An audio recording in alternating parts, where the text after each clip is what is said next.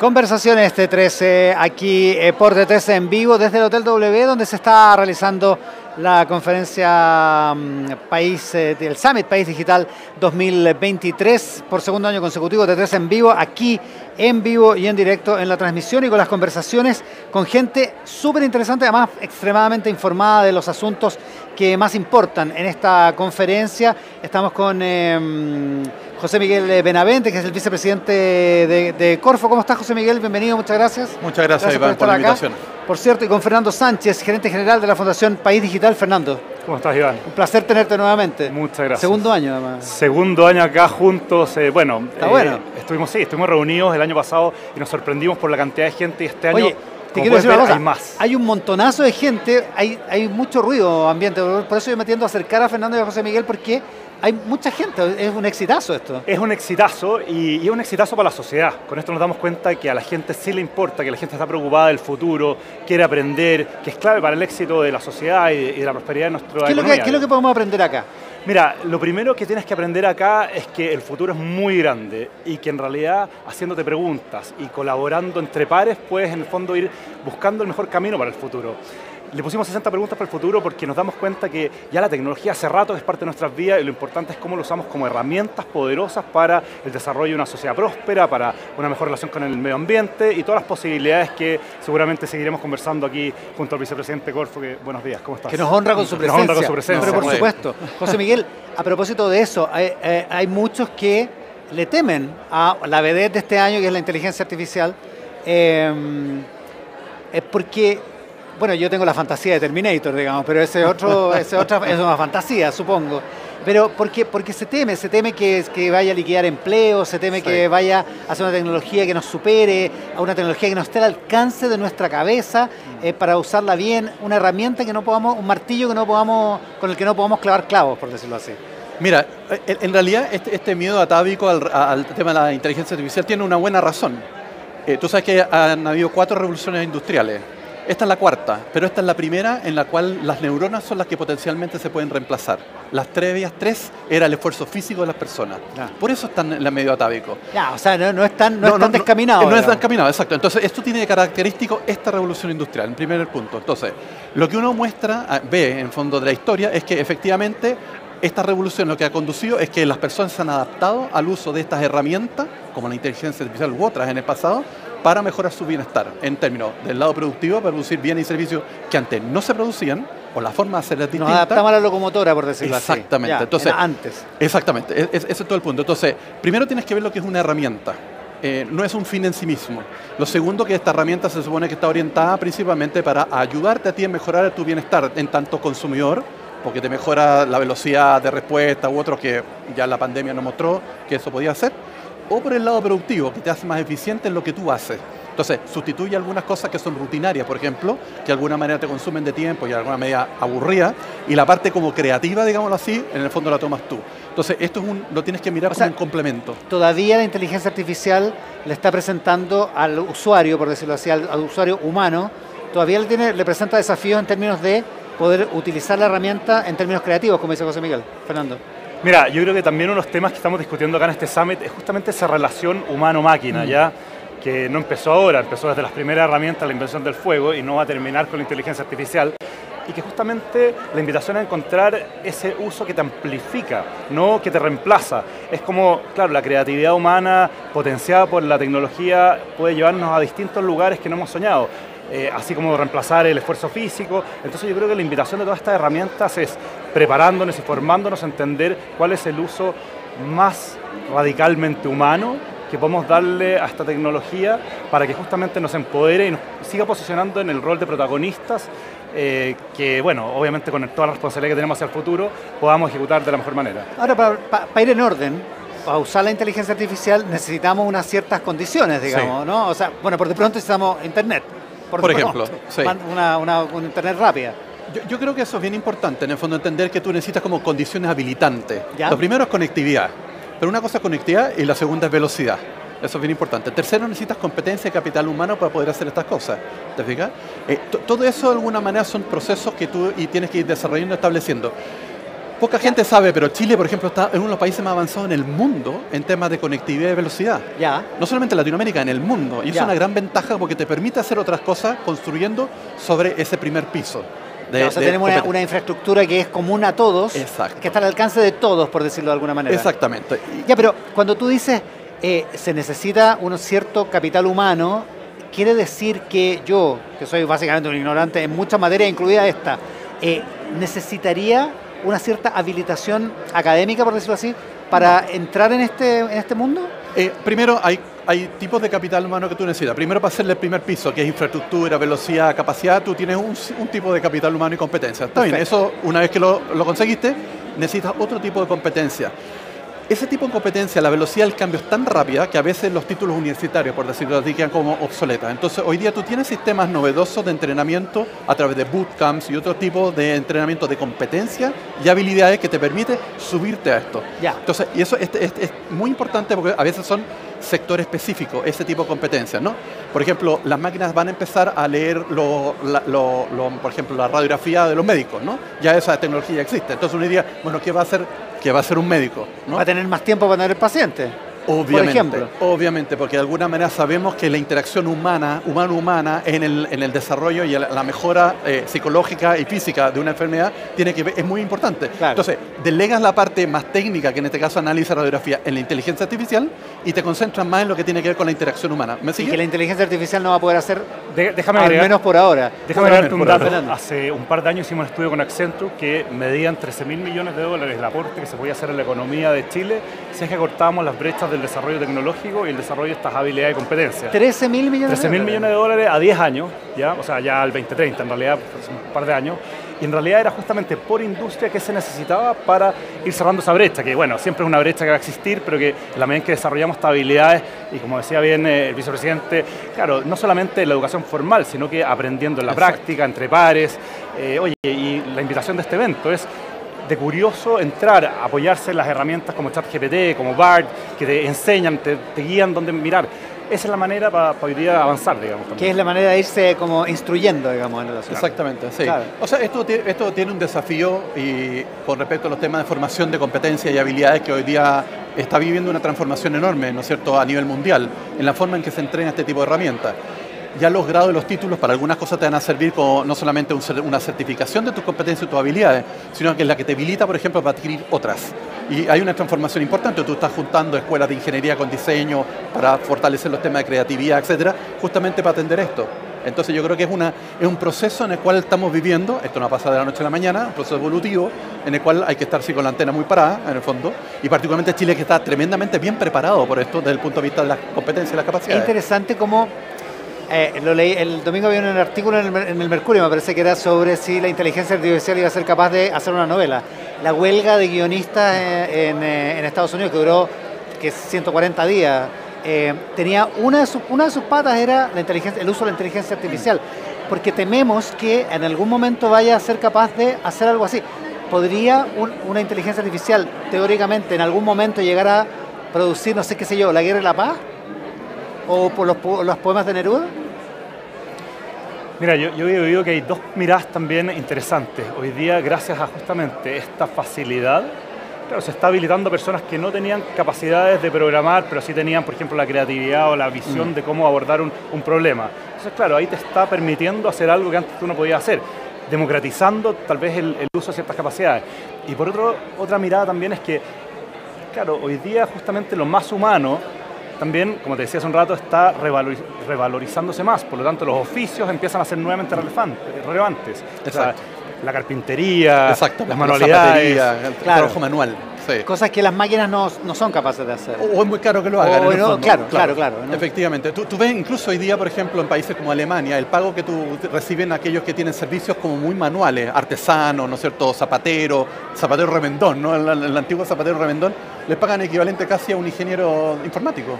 Porque de alguna manera el tiempo de dedicación de esas personas por algo que tiene que ver con artesanía, que tiene que ver con trabajo manual, que tiene que ver con creatividad, que es bastante poco sustituible por este tipo de máquinas, en el fondo, claro, por todo lo que esto implica. Y en materia, nos quedan un par de minutos, en materia de negocios, de emprendimiento, ¿cuál es el panorama en el uso de estas tecnologías? Mira, es bien alentador en el fondo, porque uno diría, bueno, cómo nos adaptamos y recogemos estas soluciones y hacemos propuestas de valor. Y en realidad la apuesta que estamos haciendo nosotros como Corfo y Chile como país es a través del emprendimiento, particularmente las startups. Las startups son el mecanismo para hacer este proceso lo más ágil posible, porque están atentos a las demandas potenciales, conocen un poco de las tecnologías que existen y pueden ofrecer una propuesta de valor, ¿no es cierto?, ad hoc a quienes está orientada. Es poco probable en el fondo que las empresas grandes hagan porque el cambio tecnológico es tan rápido que lo hagan inmediatamente y por lo tanto, y también los estados en el fondo, en su función pública, también les cuesta hacer esto. Entonces, claro, en los startups son el mecanismo tanto porque para atender, son más ágiles, digamos. Exactamente, porque la velocidad del cambio tecnológico es tan grande de que ellos pueden hacer este proceso más rápido. Y el éxito de esto, Fernando, de alguna manera implica o indica, o podría indicar que el interés por meterse en este mundo, por aprender de este mundo, por seguir como arriba en la cresta de la ola, por decirlo así, sigue siendo muy, muy alto en nuestro país, ¿no?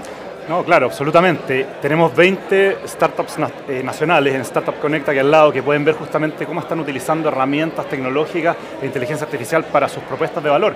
Tomando un poco también lo que decía José Miguel, claro, ya no te tienes que preocupar de saber tecnología, tienes que tener claro cuál es el problema, el propósito, y la tecnología te acompaña para resolverlo.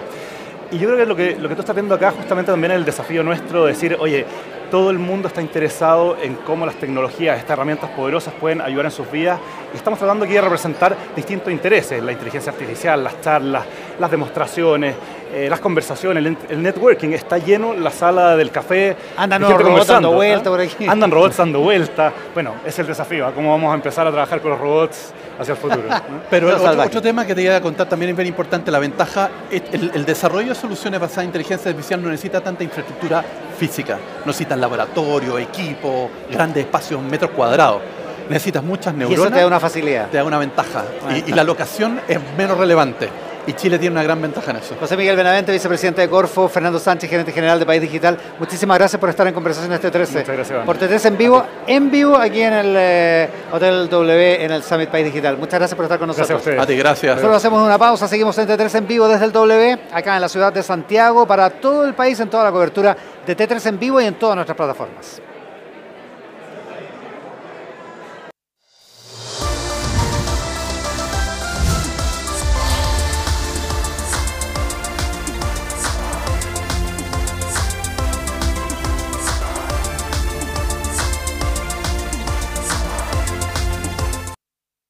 Hoy, 22:10 horas, Tierra Brava. Buenas noches. No sé si interrumpimos algo. Tercer capítulo. Para algunos adaptarse a la vida de campo es de a poco. Para otros es mucho más frenético. Ya. ¿Qué te pasa? Sal. Y viviremos el primer cara a cara que alterará la convivencia en la hacienda. Estábamos como equipos hablando quién podría ser la más débil y todos congeniamos que tú. Es que no es verdad.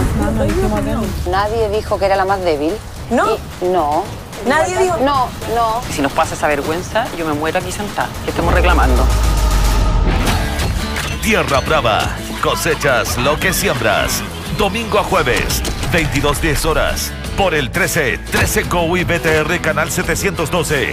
El 13, el canal de los realities.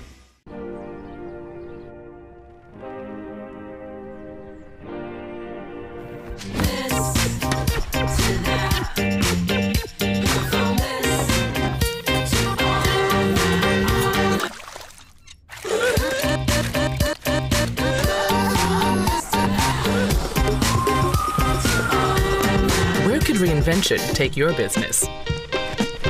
Accenture, let there be change. La historia del deporte panamericano está llena de grandes momentos. Antonio y Milita Abraham remando al oro. 7 minutos y 31 segundos para el oro de las hermanas Abraham. Le sacaron 6 segundos de ventaja a la dupla canadiense y ganan el oro para Chile.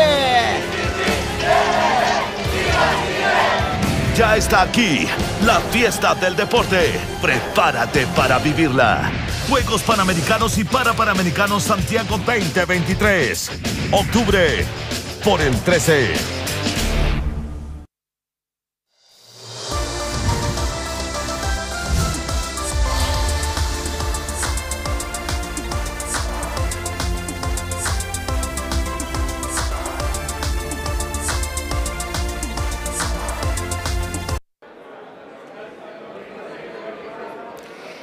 En T13 en vivo, el Summit País Digital acá en el Hotel W, totalmente en vivo y en directo para todas nuestras plataformas y por cierto en todas las ciudades del país donde está T13 en vivo, ahora con Nicolás Deino, Managing Director de Accenture. Nicolás, muchísimas gracias por estar con nosotros hoy día. Un placer, gracias por la invitación. Venimos hablando de inteligencia artificial, de tecnologías de la información. ¿Cómo se atrae el talento en esta época, en este contexto, digamos, con este nivel de interés, pero también con este nivel de desafío, con herramientas nuevas? ¿Cómo se atrae el talento en las tecnologías de información? De muchas maneras, porque es difícil de resolver con una sola cosa, ¿cierto? Hay mucha demanda globalmente, además, no solamente en el país. Entonces hay muchas estrategias. Por una parte, hay que buscar los mejores, hay que buscar actualizarlos permanentemente, porque las tecnologías cambian a una velocidad impresionante. Hay que dar espacio a los talentos a que hagan cosas por su cuenta, a que tengan desafíos interesantes, a que estudien, a que armen comunidades por su cuenta y puedan desplegar ese talento, ¿cierto? De nada sirve tener el talento si después no pueden hacerlo, si está comprimido, bajo estructuras pesadas. Entonces darle la oportunidad también para que se desarrollen. Y también ciertas flexibilidades. Hoy el talento se obtiene de muchas partes, ¿cierto? Hay algunos que les gusta trabajar en la oficina, otros que prefieren trabajar remoto. Bueno, mientras no se afecte la colaboración, lo importante es que haya esas alternativas para diferentes personas. Y ya que tienes el talento, ya que lo identificaste, lo captaste, ¿cómo lo retienes? Porque tú lo mencionabas, la tecnología es siempre cambiante, hay este medio ambiente de inteligencia artificial que parece que lo va a cambiar todo. En ese contexto, ¿cómo se retiene el talento? Se retiene también dando oportunidades, se retiene a los talentos ofreciéndole alternativas de entrenamiento y capacitación de manera permanente. Nosotros, por ejemplo, en Accenture tenemos una base de entrenamiento permanente alta, invertimos millones de horas de entrenamiento al año en el mundo, le damos opciones que cada uno tiene que elegir lo que le gusta. Por una parte están los talentos puros tecnológicos, ¿cierto? Pero la tecnología hoy es una herramienta para cualquier tipo de trabajo, entonces también a todas las personas le damos una base común para que aprendan. En esa misma lógica, sí. Háblame del concepto de desarrollo continuo. ¿Cómo entenderlo? Porque probablemente mi generación no era una generación que estuviera acostumbrada a la capacitación y mucho menos a la capacitación permanente. ¿Cómo entender lo del desarrollo continuo que es propio de estos tiempos? Claro, justamente en el estudio del futuro de la educación que hicimos con País Digital, la UNESCO, el Ministerio de Educación, uno de los principales desafíos es cómo generar este entrenamiento para toda la vida. ¿Por qué? Bueno, la tecnología cambia todo el tiempo y hay que estar siempre activos porque el mercado laboral lo exige, es parte del mercado hoy. Por otra parte, también es necesario mantener las habilidades blandas. Que aparezca la tecnología no significa que deje de ser importante, obviamente, el pensamiento crítico, las habilidades socioemocionales, que son más relevantes que nunca con la inteligencia artificial, y cómo utilizar estas herramientas, integrarlas a los procesos y transformar el país, digamos, transformar la humanidad, lo social. Por lo tanto, ahí hay un desafío importante. ¿Cómo se hace? Hay que buscar formas personalizadas para cada uno. Ya. Y eso es lo que permiten los datos, ¿no? Saber de cada uno, dar flexibilidad, pero a la vez tener visibilidad de lo que hace cada uno, da personalización. Ya, pero en esa lógica, una empresa tiene que saber, digamos, tiene que saber cómo encontrar, cómo conocer a cada uno de sus empleados, a cada uno de sus talentos, por decirlo así.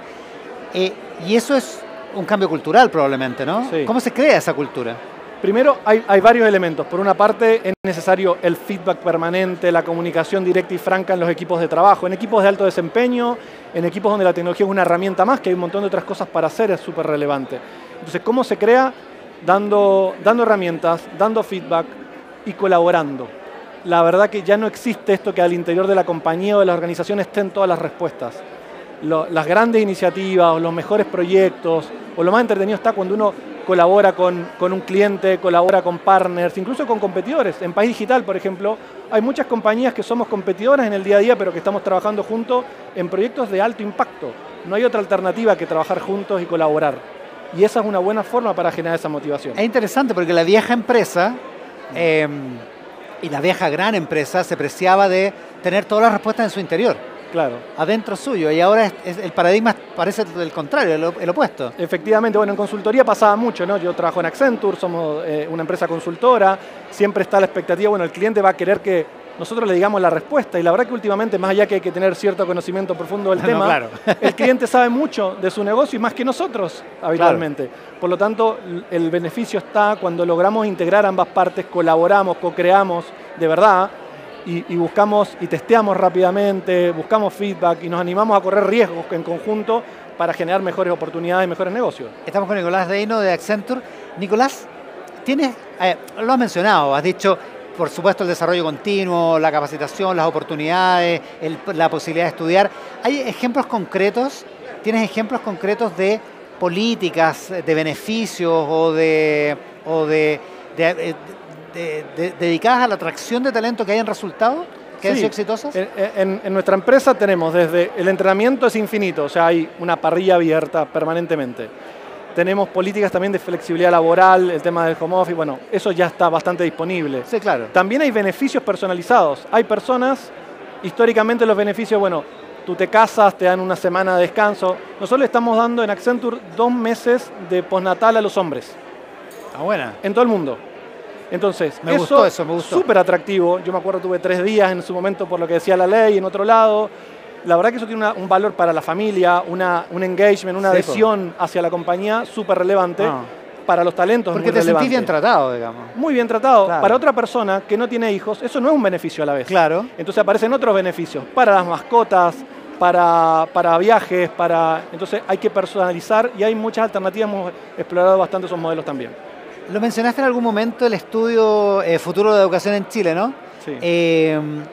Y ahí se dice que se necesita una hoja de ruta, que hay varios pasos clave, entre otros, el del aprendizaje continuo, el aprendizaje a lo largo de la vida, digamos, que parece sensato, tomando en consideración que tenemos que adaptarnos a cada vez a nuevas tecnologías. ¿Cómo conversa esa necesidad con el mercado laboral que tenemos hoy en Chile? Bueno, muchísimo. Hay una escasez de talentos de TI en el mundo, en Chile también. Se hablaba que en el 2020, 2021, algunos estudios de buscadores de talento en Latinoamérica, que más del 40% de los cargos de tecnología no estaban cubiertos. En Chile también, cerca de 20.000 puestos no cubiertos. Por lo tanto, hay mucha demanda. Ya. Eso por una parte. Por otra parte, la formación continua ayuda a cubrir, a estar permanentemente actualizado, a conseguir mejores oportunidades.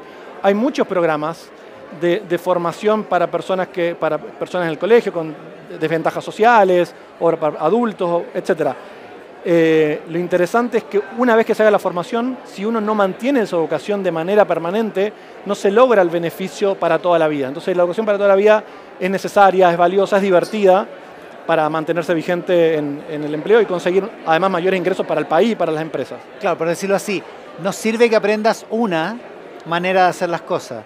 Lo que sirve es que aprendas a aprender, sí, de alguna manera, ¿no? Claro, y además algo interesante es la tecnología, de alguna manera, reconfigura los puestos de trabajo. Por lo tanto, alrededor de donde aparecen nuevas tecnologías o nuevas tecnologías maduran, como fue el caso de inteligencia artificial, que tiene muchas décadas, los desafíos laborales son diferentes. Entonces uno tiene que estar atento, estudiando, aprendiendo para poder adaptarse y poder jugar un rol a medida que eso pasa, y eso solo va a seguir incrementándose en el tiempo. Entonces por eso es importante estar siempre aprendiendo. Siempre aprendiendo. Porque, en definitiva, como lo mencionabas en algún momento, la empresa hoy es una entidad totalmente opuesta o distinta, en características distintas, en estructuras distintas a lo que era la empresa que tradicionalmente conocíamos, digamos, ¿no? Sí, en muchas cosas sí, en otras todavía queda por evolucionar, pero definitivamente lo digital hace tiempo que es parte inherente del negocio.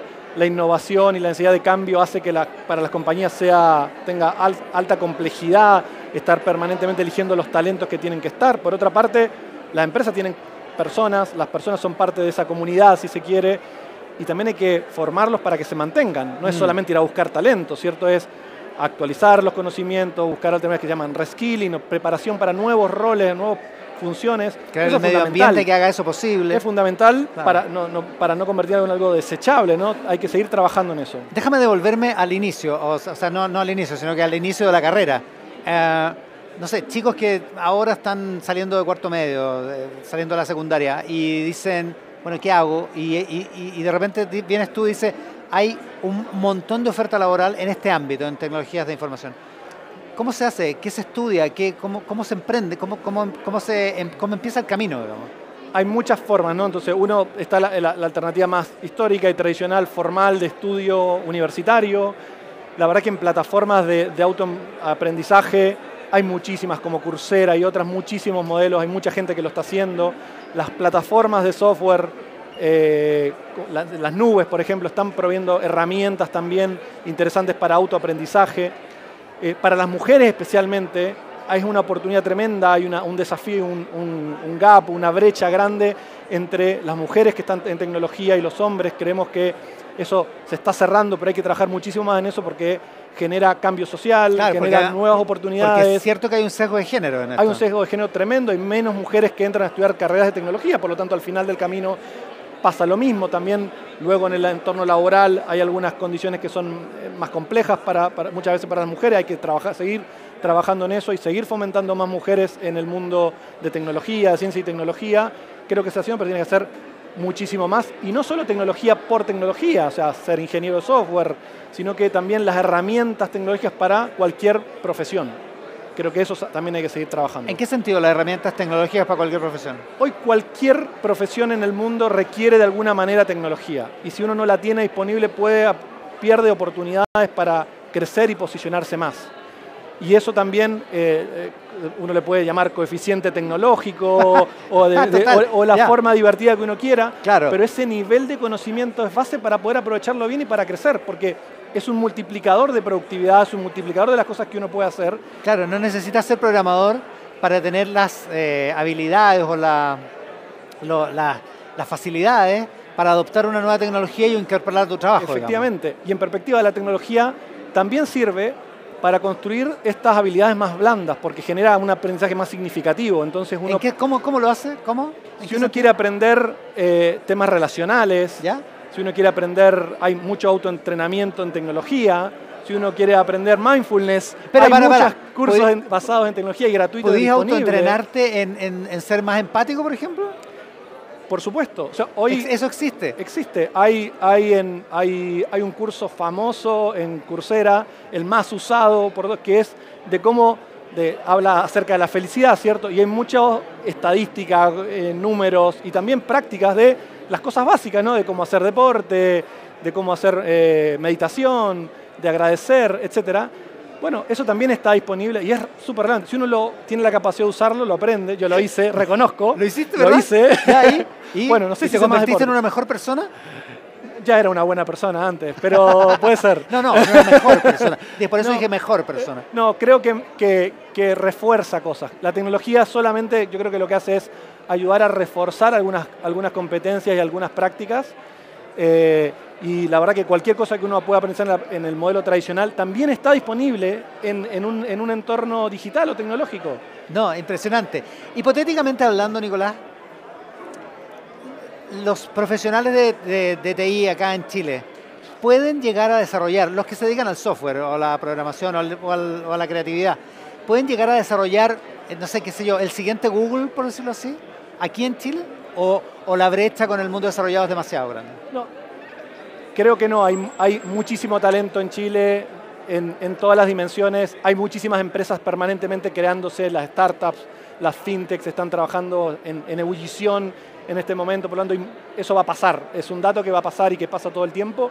Sí, en el mundo educacional sabemos que hay una brecha respecto a Chile y los países de la OCDE, y dentro de Chile a su vez hay brechas dentro de los grupos socioeconómicos. Ese es más bien el problema. Ese es el problema, y por lo tanto lo que hace es reducir la cantidad de personas potenciales que pueden estar haciéndolo. Y creo que eso es una oportunidad tremenda para el país para seguir incrementándolo. Hay que trabajar en los dos niveles, en el nivel de Chile como país, porque esa brecha a la velocidad que va, puede demorarse décadas.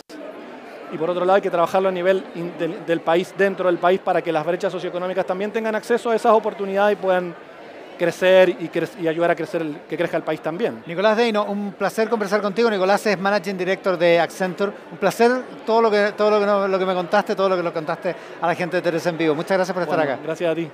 Nosotros seguimos, ahora viene la edición de T13 Tarde, por cierto, también en T13 en Vivo, pero vamos a seguir desde acá, desde el W, en la cobertura del Summit País Digital 2023. Nos encontramos en un momento más.